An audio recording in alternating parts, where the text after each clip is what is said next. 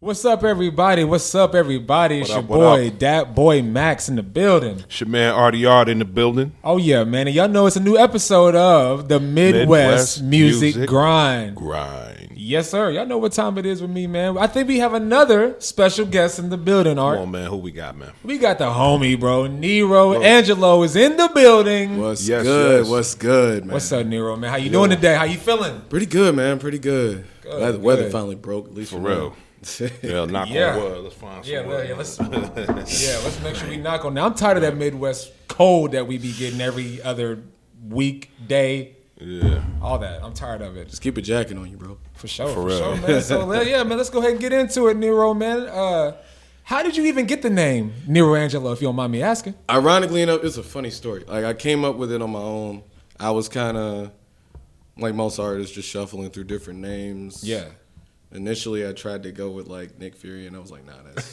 Actually, you should have went with Nick Fury. That's hard. I thought about it. That's hard. I thought about it, and then I overthought it. And like back then, you know, still a huge anime head. I was like drawing like my own comics and stuff, and like the main character's name was Nero Angelo, and it was supposed to be based on a story of him having to balance the light and the darkness with himself. Mm-hmm. Like, it's the literal definition of Black Angel in Latin. So, and after that, it just kind of stuck. Like, when I actually, and that was even before I decided to pursue hip hop music, like for real. So that was just what I gravitated to. Now, when you say pursue hip hop music, about how long ago was this? That was, it gets crazy to say, back in 2010. 2010. 2010. Okay. It's been about 13 years, which is crazy to say. Yeah. Well, time That's is flying, hard, bro. man. Yeah. Yeah, and I mean that was back when I had practically nothing, you know, making beats off a keyboard, recording stuff on a. Bro, I made computer beats on the mic, bro. keyboard, man. I'm talking about a pawn shop keyboard at that. Bro, me too. Everybody Let's been go, there, man. baby. Let's go. You know, the grind is real. Yes, sir. Bro. Yes, sir. For sure. You gotta do what you gotta do. Yeah. Oh, yeah, man, just to make it work, man. So then you've been doing music, you said, for how long then? It'll be 13 years in May. 13 years. Okay. Yes, sir. Okay. Didn't start when it came to like seriously pursuing, I'd say How long? that would be about 8, because I know it was around 2015. I want to say that things really started jumping with like trying to get on shows and getting myself out there, and Yeah. you know, the folks that I was dealing Really with at just that jumping time. out Yeah. into it for real. Yeah. Okay. Yeah. Well, what led you to hip hop in the beginning? Man. Where did your beginning start? The funny thing is, I was a late study to hip hop, to be honest. So what was you into, if you don't mind me asking first?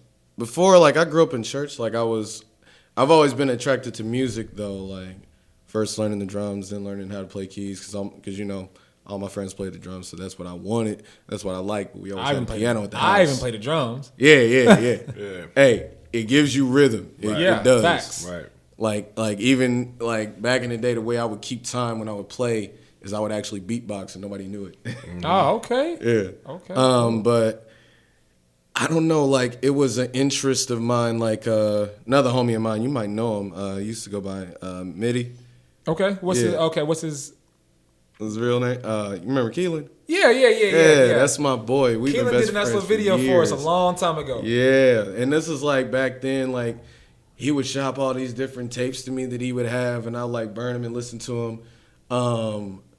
And at the time, this was like probably 8th grade, freshman year of high school. Started really thinking it, and like it was an interest, but it didn't give me the spark to think I could do it. What really did that? You ever remember an artist named Charles Hamilton back in the day? Yes, I do. That did it.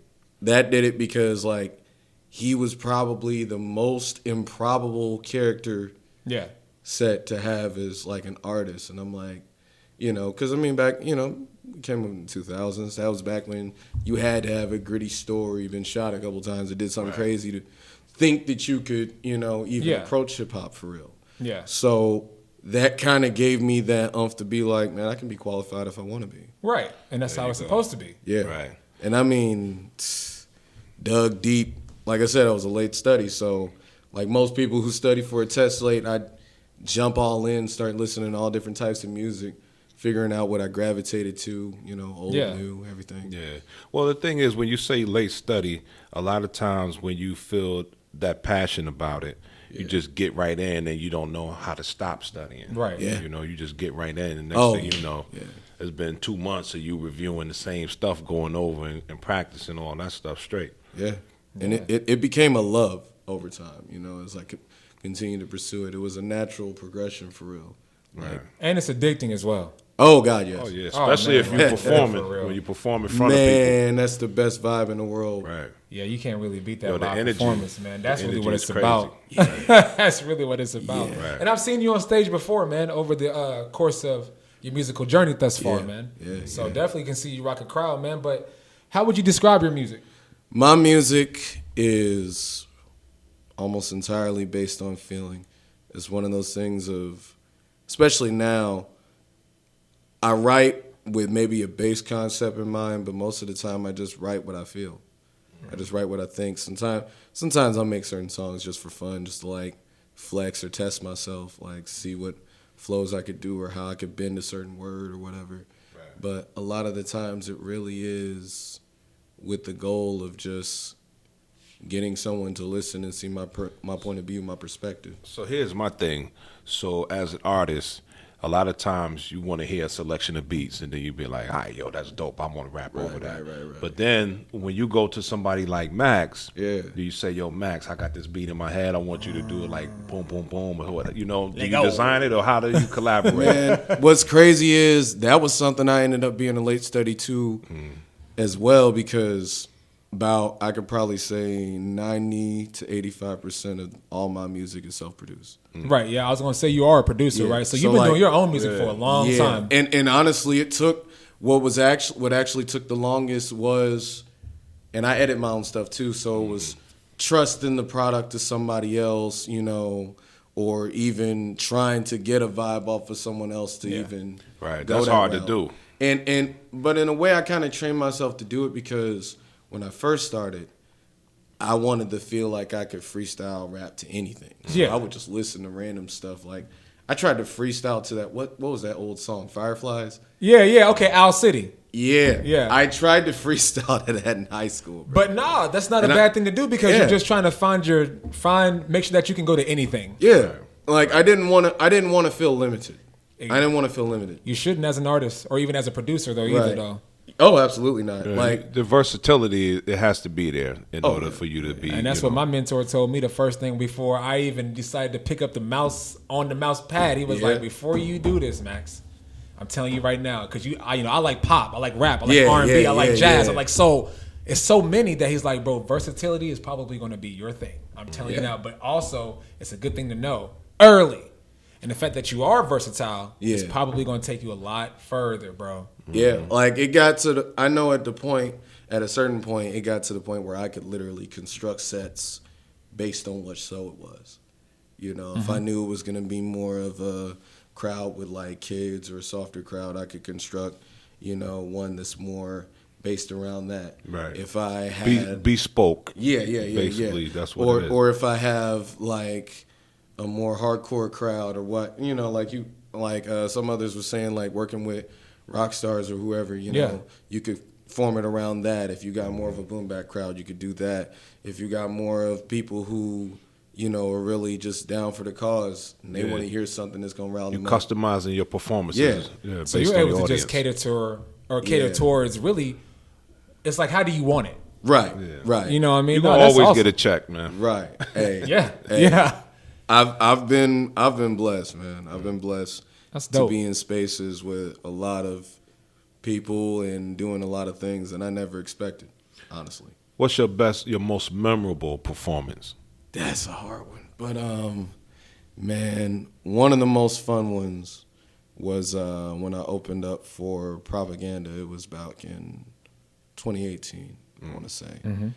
And that one was so dope because even the kids in the audience were resonating with it. Yeah, they was loving it, weren't they? Yeah, they were like, everybody was getting into it. And honestly, my mentality with performing, because I wanted to perfect that. I did the most to perfect that. Like, because back in the day, I ain't gonna lie, I was monotone. So it's all right, but you gotta learn. But yeah, and I had folks who talked to me and listened to it and was like, hey, man, you sound great, but you got to do this. You sound good, but you got to do that. Well, they gave you constructive criticism. Yeah. But they didn't destruct what you were doing. No. Some people will tear you down. Right. And won't come back to try to help you pick up the pieces. And you know, a lot of even that comes from, again, my upbringing in church. Like, when I wanted to learn to play, sometimes, like, my granddaddy he was the pastor, he would have me, he'd be like, go over there, sit next to the organ, and just stand there and watch him. Yeah. And it used to get on my nerves. I used to know. I'm like, why do you want me to watch this? This is boring. Yeah. And then I realized it's so you can figure out what you can get out of it. He's being your sensei. Yeah. It's figuring out what you can get out of it. Because I found myself doing that within hip hop. Right. You know, and adapting certain things. Not copying, but just adapting and finding different ways to put it together. But I don't know, man. Like, I always had the mentality, I always tell my friends this, that if you can't perform in front of 7 people, you don't deserve to be in front of 100. And you better do the same thing. So you're talking that talk is what he's talking. You got to work it out. Yeah. You got to train. You have to give the same energy no matter what, no matter where you are, because 9 times out of 10, somebody out of that crowd is going to remember you. Right. Yeah. And you never know who's watching, Art. Exactly. Never know who's watching. Exactly. Never know. That's awesome, man. Right. So what song? Yeah. What song we got? The song we got is called Control.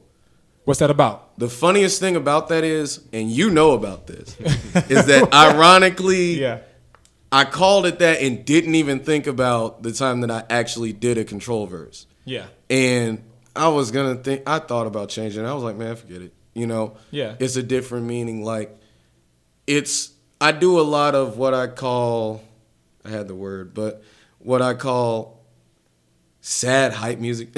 Sad hype music, okay. Because, like, it's one of those things where the beat will hit and the verses hit, and you're like, yo, this is lit. But I'm talking about, like, things that seriously hit. And sometimes it can either be self-deprecating or it can just be talking from a deep perspective. And one of the main things for me is I've gained and lost a lot in the course of the last few years. Like, I had three great uncles on my grandmother's side. They were all her brothers. I lost all of them within the last 2 or 3 years. Yeah. And those Sorry to hear that, man. Yeah, it's fine. But those were 3 people who were definitely very close to me, like, you know, and taught me a lot about what it was to be a man. And through what I lost, and also in turn gaining with being able to do things that are like within my major and being able to work a job that actually goes along with what I studied, you know, I realized the main thing I've always wanted that's been consistent is control over my life, being able to live comfortably and do what I want. Yeah, I feel that, man. Real quick, man, what's your social media handles, man, so people can check you out, go look you up, subscribe? On Spotify, all platforms. If you look up Nero Angelo, NeroAngelo, you will find me. Like, is that IG? That's Facebook. That's the Apple IG Music. Now the Facebook, yes. The IG is Nero112. Okay. And then the Twitter is King_Nero_. Okay. But yeah, like, and a few of them I have, like, you know, one of those major pages that has everything on it. Okay, cool. And I even have a Bandcamp that even has my old music on there. Like, oh wow, I ain't heard Bandcamp for so long. That's crazy. Hey, that's what Keelan put me on to. That was the first thing I ever released music on. And oh yeah, I'm looking forward to hearing this Control. Yeah, man. All right, well, let's not waste some more time, man. Let's get into it. Nero, man, we appreciate you coming down and kicking with us, man. Of course. I appreciate it. Now, you're a poet too, right? Yes, sir. See, shout out to all the poets, too. Yeah, man, all the poets. Yeah, I'm ready to hear this, man, for sure. Y'all, we appreciate you coming down and listening, man, and tuning in to the Midwest Music Grind. It's your boy, that boy, Maxxx. Artie Art. And until next time, you hear it only on Weoa 98.5 FM. Yes, sir.